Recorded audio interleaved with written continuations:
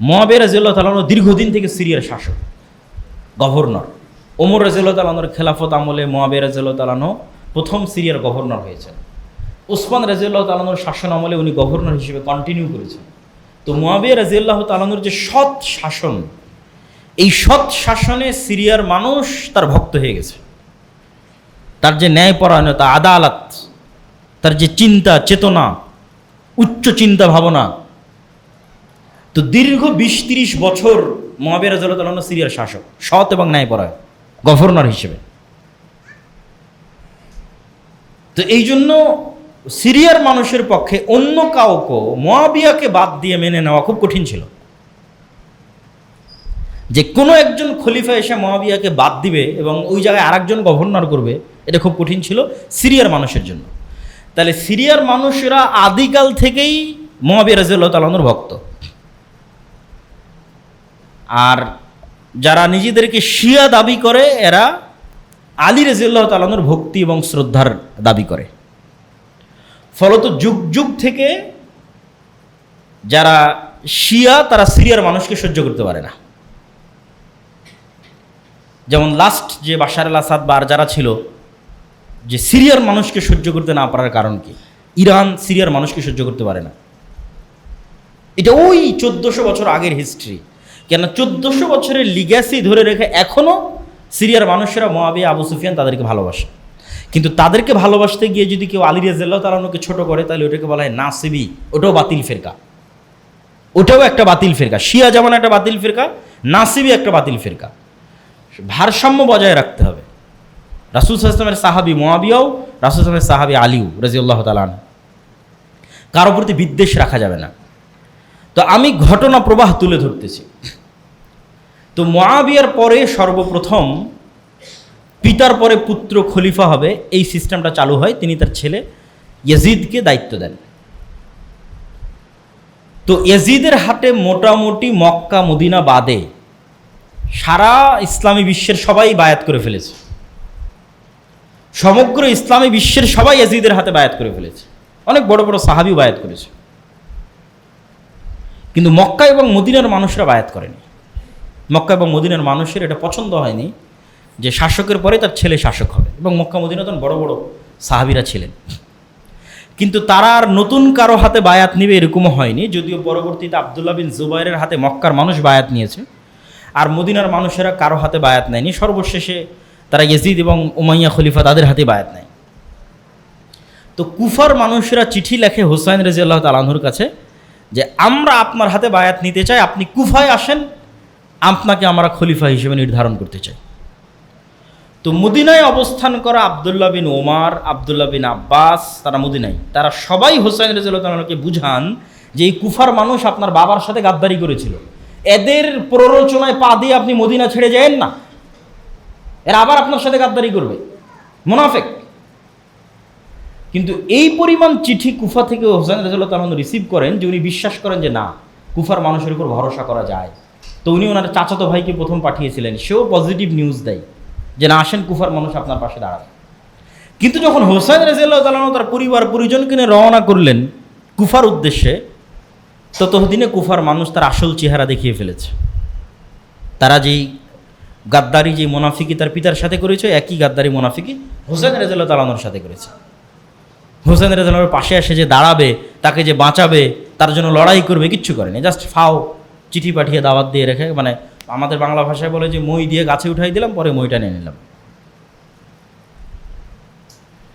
তো ইয়াজিদের পক্ষ থেকে আদেশ ছিল হুসাইনকে কুফায় প্রবেশ করতে দেওয়া যাবে না, রাদিয়াল্লাহু তাআলা আনহুকে। হত্যার কোনো আদেশ ইসলামের ইতিহাসে প্রমাণ পাওয়া যায় না যে ইয়াজিদ আদেশ দিয়েছে যে হুসাইন রাদিয়াল্লাহু তাআলা আনহুকে হত্যা করে, কোনো আদেশের ডকুমেন্ট নাই। আদেশ হচ্ছে তাকে কুফায় প্রবেশ করতে দেওয়া হবে না, কেন কুফায় প্রবেশ করলে বায়াত হবে, বায়াত করলে সে নতুন খলিফা হবে, ফিতনা তৈরি হবে, এটা তার জন্য রিস্ক। কিন্তু স্থানীয় যারা শাসক ছিল, গভর্নর ছিল উবাইদুল্লাহ বিন জিয়াদ, তারা যখন হুসাইন রাদিয়াল্লাহু তাআলা আনহুর সাথে যুদ্ধে সম্মুখ সমরে যখন যায়, তখন তারা হুসাইন রাদিয়াল্লাহু তাআলা আনহুর যে সম্মান এবং যে মর্যাদা রক্ষা করার কথা, সেটা রক্ষা করতে পারেনি, বরং হুসাইন রাদিয়াল্লাহু তাআলার পরিবার পরিজনের মোটামুটি পুরুষ যারা ছিল তাদের সবাইকে সেখানে হত্যা করা হয়। তো ইয়াজিদ তখন কোথায়? ইয়াজিদ তখন সিরিয়ার রাজধানী দামেস্কে, হত্যা হচ্ছে কোথায়? ইরাকের নগরী কুফাতে, অনেক দূর। ধরেন আমি বসে আছি দিল্লিতে, যুদ্ধ হচ্ছে বাংলাদেশে, আমি বাংলাদেশে আছি, আমি নিজে যুদ্ধ করছি এরকম নয়। তো ইয়াজিদ সরাসরি যুদ্ধে কানেক্টেড, অথবা সে যে শহরে আছে সেই শহরে যুদ্ধ হচ্ছে এরকম নয়। এই জন্য আহলুস সুন্নাত ওয়াল জামাতের যেটা আকীদা এবং বিশ্বাস, সেটা হচ্ছে ইয়াজিদ আর 10টা মুসলিম শাসকের মতো শাসক, খলিফায়ে রাশেদাদের মতো তার প্রশংসা করার সুযোগ নাই।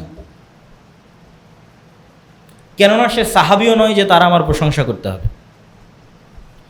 আর ইয়াজিদ থেকে শুরু করে পরবর্তীতে অনেক শাসক, উমাইয়া খলিফা হোক আর আব্বাসি খলিফা হোক, ভালো মন্দ মিশিয়েই শাসক ছিল, জুলুম অত্যাচার মিলিয়েই শাসক ছিল। যেমন হাজ্জাজ বিন ইউসুফ,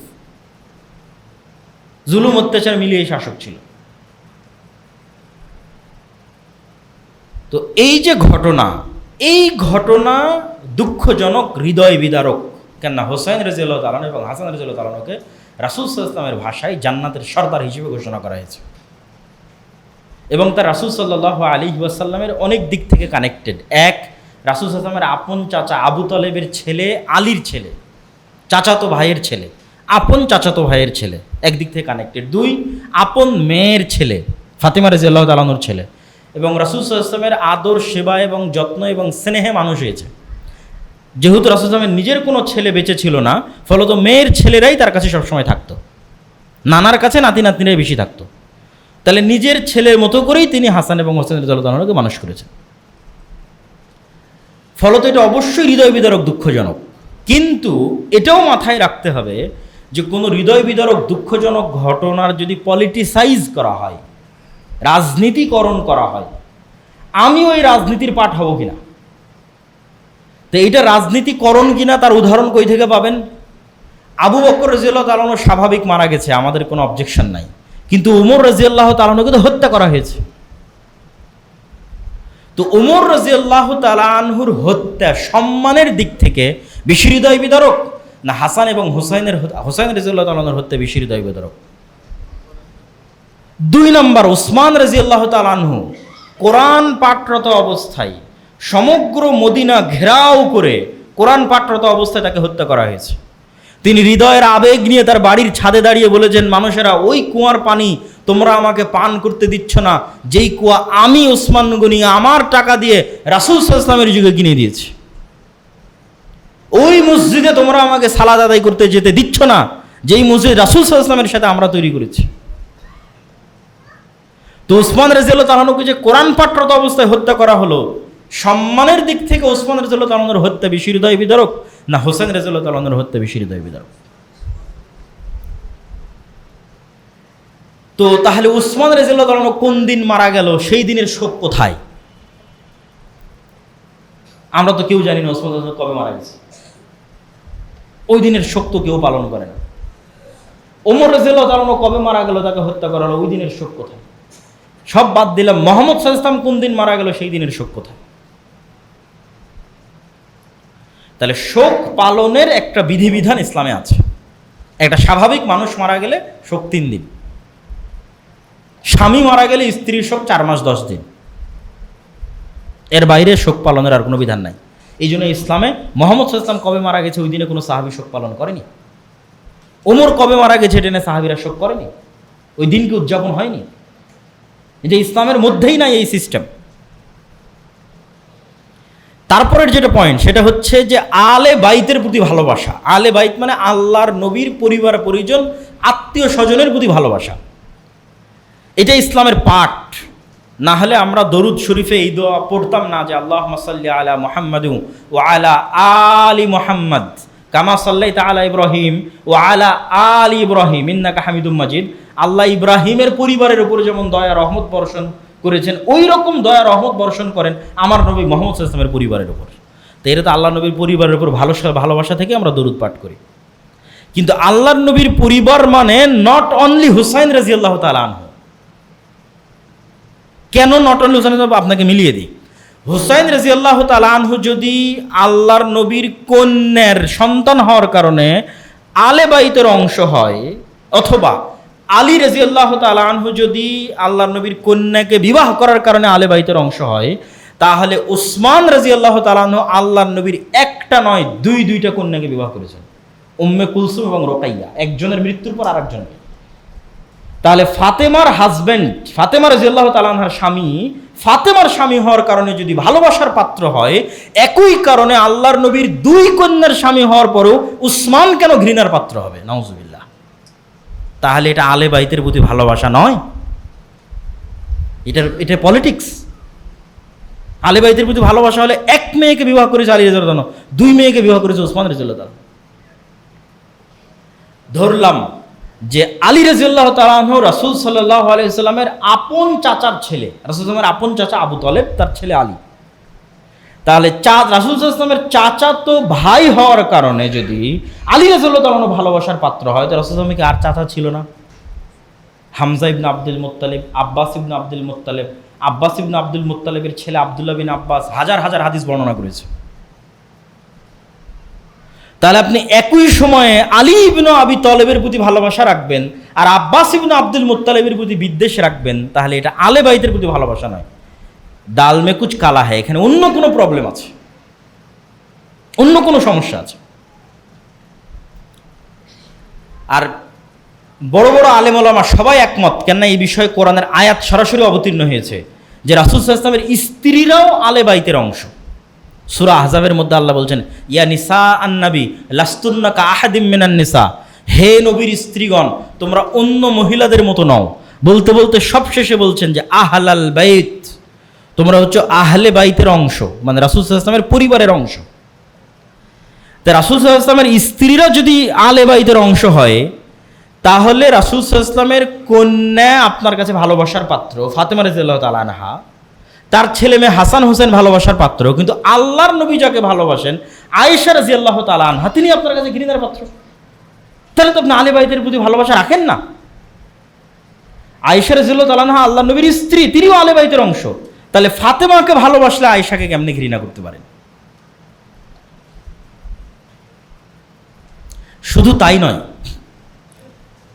আজকের যারা নিজেদেরকে আলে বাইতের ভালোবাসার দাবিদার, বিশেষ করে ইসনা আশারিয়া যারা শিয়া, তারা যেই পরিমাণ বিদ্বেষ ওমর রাদিয়াল্লাহু তাআলা আনহুর প্রতি রাখে, আবু বকর রাদিয়াল্লাহু তাআলা আনহুর প্রতি রাখে, এবং আবু বকর রাদিয়াল্লাহু তাআলার মেয়ে আয়েশা রাদিয়াল্লাহু, আবু বকর রাদিয়াল্লাহু তাআলা আনহুর কন্যা আয়েশা রাদিয়াল্লাহু তাআলা আনহার প্রতি রাখে, এই বিদ্বেষ মাপার কোনো যন্ত্র দুনিয়াতে নাই, যেই চরম লেভেলের বিদ্বেষ তারা রাখে। অথচ রাসূল সাল্লাল্লাহু আলাইহি ওয়াসাল্লাম, সাহাবীরা বলছেন, আলী রাদিয়াল্লাহু তাআলা আনহু বলছেন, উসমান রাদিয়াল্লাহু তাআলা আনহু বলছেন যে আল্লাহর নবী তার জীবনের যে ঘটনাই বলা শুরু করুক, ধরেন আপনি আমাকে ফোন দিয়েছেন যে আব্দুল্লাহ ভাই আপনি কোথায় আছেন, কে কে আছে আপনার সাথে, তো বলে আমি আছি আর আব্বু আছে, অথবা আমার ভাই আব্দুর রহমান আছে বা আব্দুর রহিম আছে। আবার আর একদিন আমি একটা গল্প শোনাচ্ছি আপনাদেরকে, আমি কক্সবাজারে গেছিলাম, আমি ছিলাম আর অমুক ছিল, আমি রংপুর গেছিলাম, আমি ছিলাম আর অমুক ছিল। তো আমার জীবনের ঘটনার সাথে সবসময় আর দুটা মানুষের নাম আপনি শুনতে পান, মানে একটা ঘটনাও এমন পাওয়া যায় না যেই ঘটনায় ওই দুটা মানুষের নাম আল্লাহর নবী বলে না গল্পের সময়, যে আমি আজকে ওখানে গেছিলাম, আমি আবু বকর আর ওমর, আমরা ওখান থেকে বের হয়েছিলাম, আমি আবু বকর আর ওমর, আজকে এক জায়গায় দাওয়াত ছিল, দাওয়াত খেতে গেছে, আমি আবু বকর আর ওমর। তাহলে মুহাম্মদ সাল্লাল্লাহু আলাইহি সাল্লামের 24 ঘন্টার সবচেয়ে বেশি সময় যেই দুইজনের সাথে কাটে, সেই দুইজন হচ্ছেন আবু বকর এবং ওমর রাদিয়াল্লাহু তাআলা আনহু। এখন আশ্চর্যজনক, দুঃখজনক হলেও সত্য যে ইহুদিদের কাছে মুসা আলাইহিস সালামের সাথে যারা ছিল তারা জনপ্রিয়। মুসা আলাইহিস সালামের খাদেম ইউশা বিন নুন খিজিরের সফরে গেছিল, তো মুসা আলাইহিস সালামের সাথে যারা ছিল, মুসা আলাইহিস সালামের ভাই হারুন, তারা ইহুদিদের কাছে জনপ্রিয়, সম্মানের পাত্র। খ্রিস্টানদের রাস্তাঘাট, কলেজ, কারখানা সব কিছু ঈসা আলাইহিস সালামের যে 12 জন হাওয়ারি ছিল ওই 12 জনের নামে। তাহলে ঈসা আলাইহিস সালামের সঙ্গী 12 জন খ্রিস্টানদের কাছে সম্মানের পাত্র, ইহুদিদের কাছে মুসা আলাইহিস সালামের সঙ্গী সম্মানের পাত্র। আর এই রাফিজিদের কাছে আমার নবী মুহাম্মদ সাল্লাল্লাহু আলাইহি ওয়াসাল্লাম কতটা খারাপ হলে মুহাম্মদ সাল্লাল্লাহু আলাইহি ওয়াসাল্লামের সাথে যারা সবসময় থাকতো ওদের প্রতি এদের সবচেয়ে বেশি বিদ্বেষ। তাহলে তো আমার নবীকে দোষ দাও, যদি ইহুদি খ্রিস্টানদের চেয়ে তো খারাপ হয়ে গেল। আমার যদি আবু বকর এবং ওমর খারাপ হয় তাহলে 100% আমার নবীও খারাপ, নাউজুবিল্লাহ। তাহলে আবু বকর এবং ওমরের প্রতি বিদ্বেষ পোষণ করা তো বহু দূরের কথা, ভালোবাসা থাকলেই ওটা ইমানের অংশ, আর না থাকলে, বিদ্বেষ থাকলে কাফের হয়ে যেতে পারে। তো এবার আমরা চলে আসি যেটা আমরা বারবার বলছিলাম, যে কি পলিটিক্স, যেই পলিটিক্সের কারণে শুধু হুসাইন রাদিয়াল্লাহু তাআলা আনহু এবং তার ছেলে মেয়েদের নিয়ে আমি ব্যস্ত হয়ে গেলাম, এমনকি হাসান রাদিয়াল্লাহু তাআলা আনহুকে অতটা গুরুত্ব দিলাম না। এই পলিটিক্সটা হচ্ছে পারস্য বা ফুরস, এরা আগে থেকেই জাতিগতভাবে তাদের নিজেদেরকে একটু আলাদা চিন্তা করে।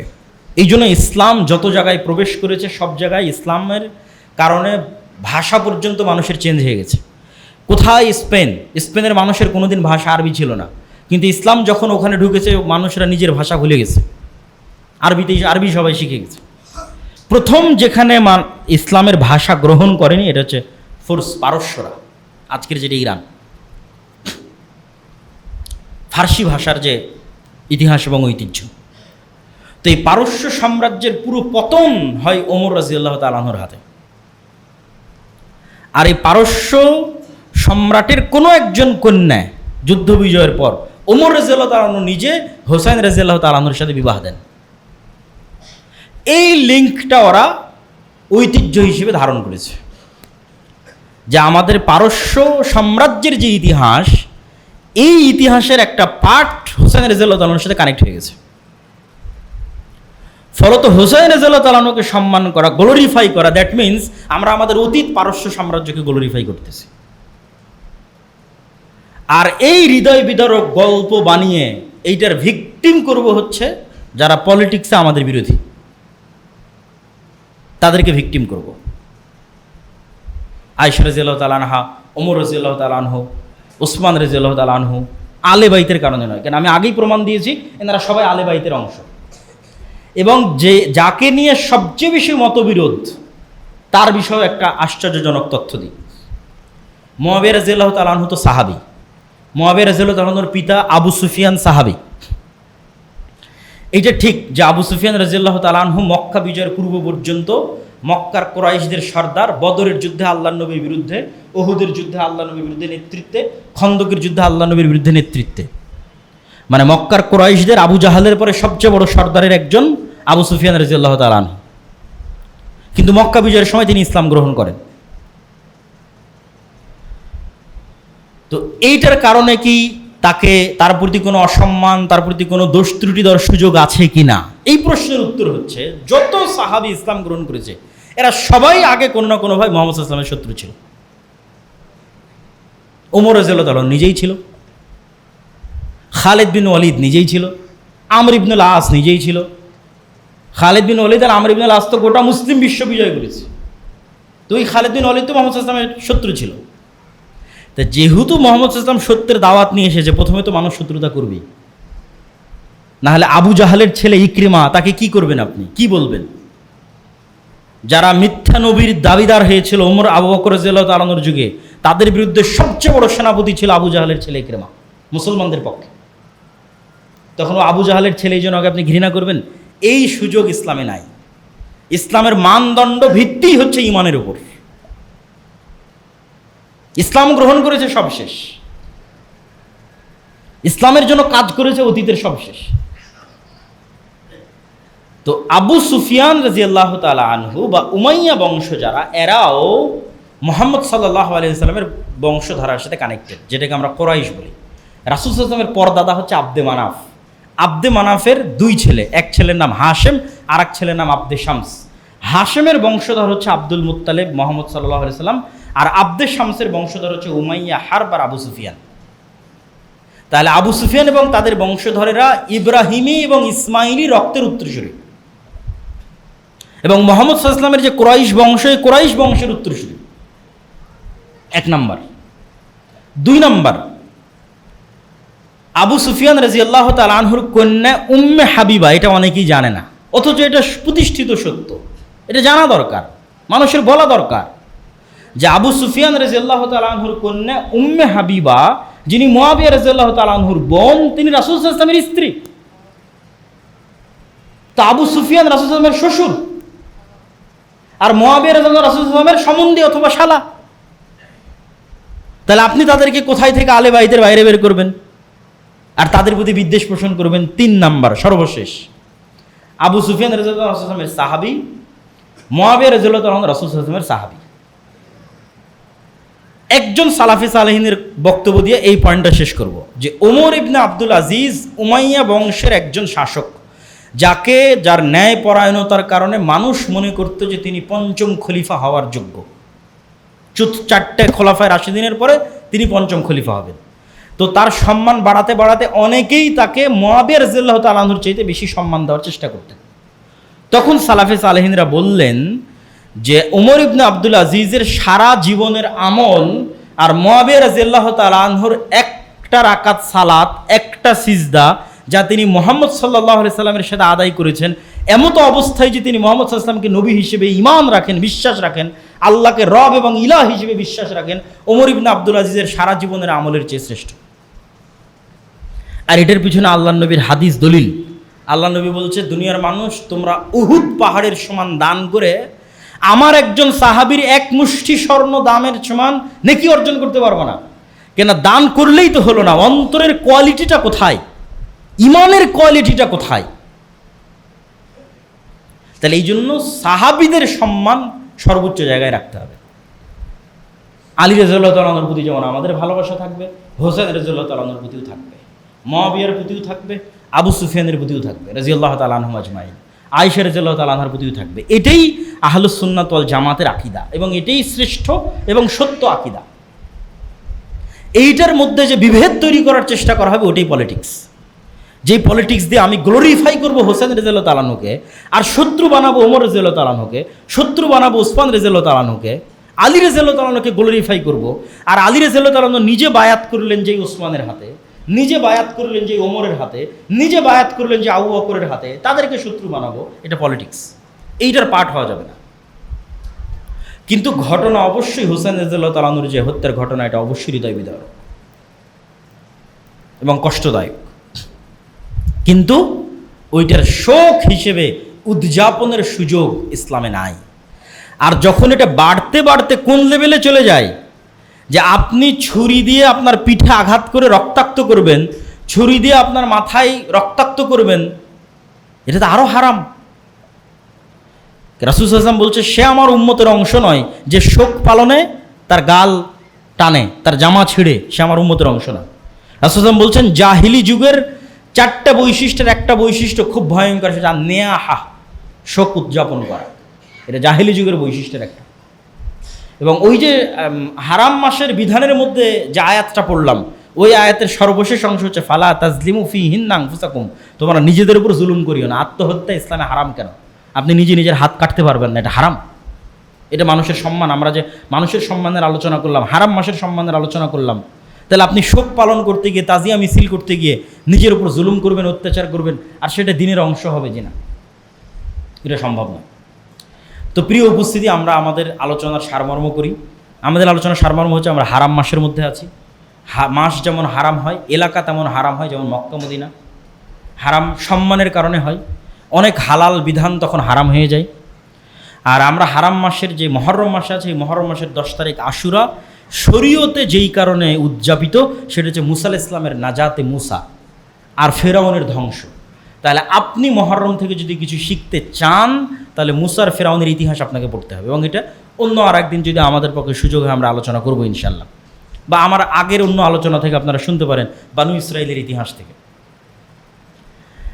আর এই দিনে যেই বিষয়গুলো উদযাপিত হচ্ছে আমাদের সমাজ এবং রাষ্ট্রে, ভারত উপমহাদেশে, কেন আমরা ইরান শাসিত, পারস্য শাসিত, শিয়াদের লিগ্যাসি আমরা বহন করি, এর অসংখ্য আলামত আছে। ফলত আমাদের অঞ্চলে ওই জিনিসগুলোর প্রভাব আছে, কিন্তু ওইটা করা কখনোই শরীয়ত সম্মত হবে না, যেগুলো আমি আপনাদের সামনে পরিষ্কার এবং স্পষ্ট করেছি। আর রাজনৈতিক যে আলোচনা আছে এই আলোচনার মধ্যে সাহাবীদের সম্মান রক্ষা করতে হবে। ব্যাস, সকল সাহাবীর সম্মান, ইজ্জত, মান সব কিছু রক্ষা করতে হবে এবং তাদের প্রতি ভালোবাসা রাখতে হবে। পলিটিক্সের কারণে কারো প্রতি বিদ্বেষ স্থাপন করা যাবে না। আল্লাহ সুবহানাহু ওয়া তাআলা আমাদেরকে সঠিক ঈমান, সঠিক আকীদা এবং আজকের দিনে যারা সিয়াম আছেন তারা অনেক বড় ফজিলতের কাজ করছেন। অতীতের 1 বছরের গুনাহ ক্ষমা হওয়ার ঘোষণা রাসূল সাল্লাল্লাহু আলাইহি ওয়াসাল্লাম দিয়েছে। এবং আফজালুস সিয়াম বা'দা রমাদান শাহরুল্লাহিল মুহাররম, রমাজানের পরে সর্বশ্রেষ্ঠ সিয়াম হচ্ছে মুহররম মাসের সিয়াম। এবং রমাজান ফরজ হওয়ার আগে একটা সিয়ামই ফরজ ছিল, সেটা হচ্ছে আশুরার সিয়াম। তাহলে এটার অনেক ফজিলত। এগুলো একটা ফজিলতের সাথেও কারবালার কানেকশন না, এগুলো সবগুলোর কানেকশন মুসা আলাইহিস সালামের মুক্তি আর ফিরআউনের ডুবে যাওয়া। আল্লাহ সুবহানাহু ওয়া তাআলা আমাদের সঠিক বিষয় জানার, মানার তৌফিক দান করুক। আল্লাহুম্মা আমিন।